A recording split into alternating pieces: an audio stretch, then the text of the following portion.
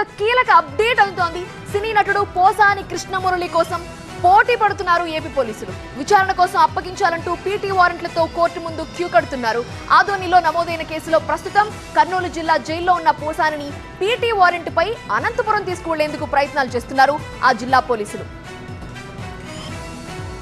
మరోవైపు పోసాని దాఖలు చేసిన బెయిల్ పిటిషన్ పై నేడు ఆదోని కోర్టులో విచారణ జరగనుంది. అలాగే పోసానిని 3 రోజుల కస్టడీకి ఇవ్వాలన్న ఆదోని 3 టౌన్ పోలీసుల కస్టడీ పిటిషన్ పై కూడా నేడు ఆదోని కోర్టులో విచారణ జరగనుంది. ఇక చంద్రబాబు, పవన్ కళ్యాణ్ తో పాటు వారి కుటుంబ సభ్యులపై పోసాని కృష్ణమురళి అనుచిత వ్యాఖ్యలు చేశారన్న ఫిర్యాదుతో ఆదోని 3 టౌన్ పిఎస్ లో గతంలో కేసు నమోదైంది. దీంతో మరో కేసు విచారణలో భాగంగా గుంటూరు జైల్లో ఉన్న పోసాని కృష్ణమురళిని పీటీ వారెంట్ పై కర్నూలు జిల్లాకు తీసుకొచ్చారు ఆదోని పోలీసులు. ఆదోని జడ్జ్ సెలవులో ఉండడంతో కర్నూలు జడ్జ్ ముందు మంగళవారం హాజరుపరిచారు పోలీసులు. దీంతో పోసానికి న్యాయమూర్తి 14 రోజుల పాటు రిమాండ్ విధించారు.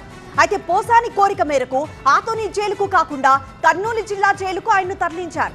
ప్రస్తుతం కర్నూలు జైల్లో ఉన్న పోసానిని కస్టడీకి ఇవ్వాలని కోరుతున్నారు ఆదోని పోలీసులు.